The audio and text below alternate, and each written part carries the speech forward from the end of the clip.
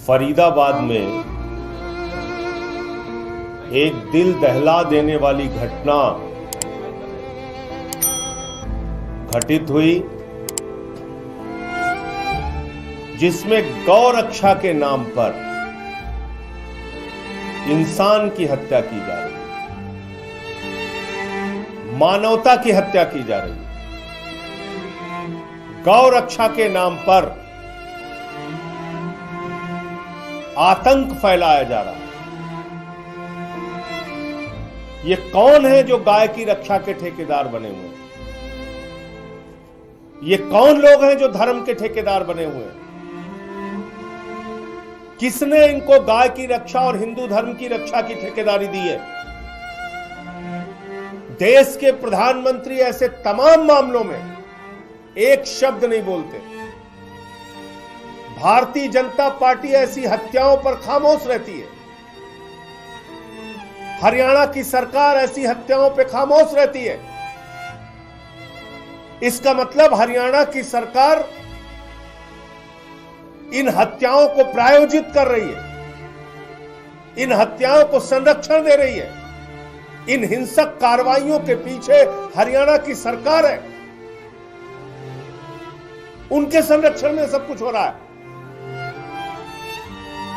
12वीं में पढ़ने वाला एक छात्र आर्यन मिश्रा, 30 किलोमीटर तक उसको दौड़ाया गया, 30 किलोमीटर तक उसका पीछा किया गया। ये तथाकथित अपने आप को गौ रक्षक कहने वाले लोग, जो भारतीय जनता पार्टी और हरियाणा सरकार के संरक्षण में काम कर रहे हैं, और उसके बाद उसको पीट पीट के मार डाला। और ये कोई पहला मामला नहीं है। बंगाल के गरीब मजदूर को गुड़गांव में पीट के मार डाला।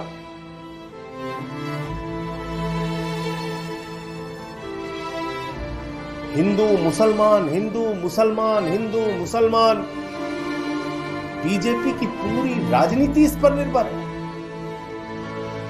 कितनी नफरत भरी हुई है इन लोगों के मन में। पहले मुसलमानों को मारो, उनके घर तोड़ो, फिर हिंदुओं को मारो, फिर उनके घर तोड़ो, फिर दलितों को मारो, फिर उनके घर तोड़ो, फिर आदिवासियों को मारो, फिर उनके घर तोड़ो। इस देश के लिए कोई अच्छे काम भी करने इन लोगों को। हरियाणा की सरकार इस हत्या के पीछे शामिल है, भारतीय जनता पार्टी इस हत्या के पीछे शामिल है। और आर्यन मिश्रा के पिता का बयान सुनिए, कितनी पीड़ा के साथ उन्होंने बोला कि मोदी सरकार इस प्रकार की हत्याओं को प्रश्रय दे रही है, संरक्षण दे रही है, इस तरह की कार्रवाइयों को।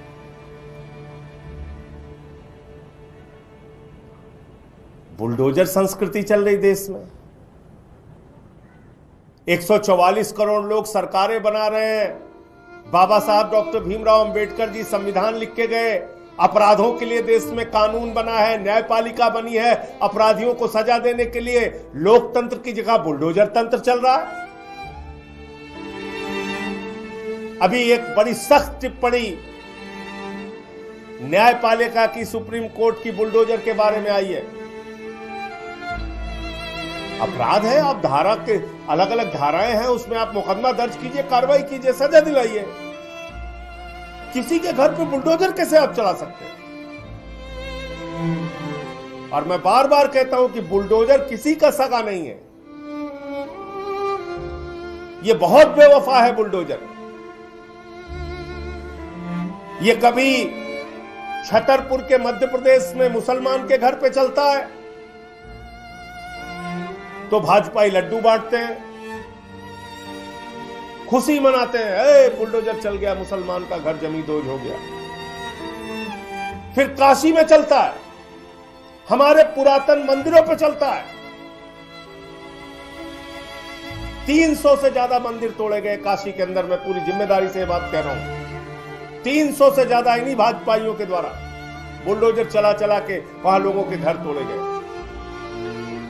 उससे चैन नहीं मिला। तो श्री राम की नगरी अयोध्या पहुंच गए। अयोध्या में 4000 घर लोगों के तोड़े, 4000 घर जमींदोज कर दिया बुलडोजर चला के। कई मंदिर तोड़ डाले वहां पे। ये देश का विकास करेंगे लोग? कहीं अयोध्या में बुलडोजर चल रहा है, कहीं काशी में बुलडोजर चल रहा है। और कितने छद्म राष्ट्रवादी हैं भाजपाई, भारत माता की जय लगाते हैं और भारत माता के मंदिर पर वाराणसी में, काशी में बुलडोजर चलाते हैं। भारत माता के मंदिर पर बुलडोजर चलाते हैं। नोएडा में एक त्यागी के घर पे बुलडोजर चलाया, बदले में फिर जिन लोगों ने आरोप लगाया था उनके घर पे बुलडोजर चलाया। तो क्या बुलडोजर से भला होने वाला है इस देश के लोगों का? क्या ये गौ रक्षा के नाम पे इंसान हत्या से इस देश को तरक्की मिलेगी, विकास मिलेगा, रोजगार मिलेगा, महंगाई कम होगी क्या हिंसा और नफरत की राजनीति से? लेकिन नहीं, ये सुनियोजित तरीके से कराया जाता है। अभी महाराष्ट्र की एक तस्वीर है, एक बूढ़े आदमी को कई लोग मिलकर मार रहे हैं, मुसलमान है, ट्रेन में चल रहा है। कहां लिखा है भाई हिंदू धर्म में अपने बेटी से मिलने जा रहा है, कोई इसको पकड़ के मार रहे हो? ये आर्यन मिश्रा के पिता को आज जो पीड़ा है, तकलीफ है उनके घर वालों को, इसका जवाब कौन देगा? इसकी भरपाई कौन करेगा? नरेंद्र मोदी कि नायब सिंह सैनी, हरियाणा की सरकार या बीजेपी? कौन करेगा? तो इसलिए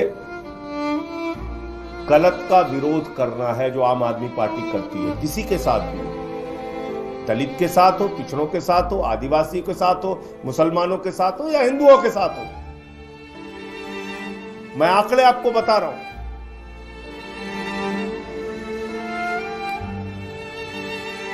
और इससे आपको अंदाजा लग जाएगा 10 साल में 49 घटनाएं हुई गौ रक्षा के नाम पे, और इसमें 55 लोगों की हत्या हुई, 93 लोग घायल हुए,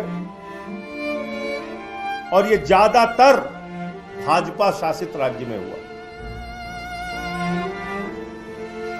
2014 से 2022 तक 172, इतना ही आंकड़ा मिल पाया, उसके बाद के आंकड़े नहीं है, मॉब लिंचिंग के मामले हुए। और इसमें 21 हिंदू मारे गए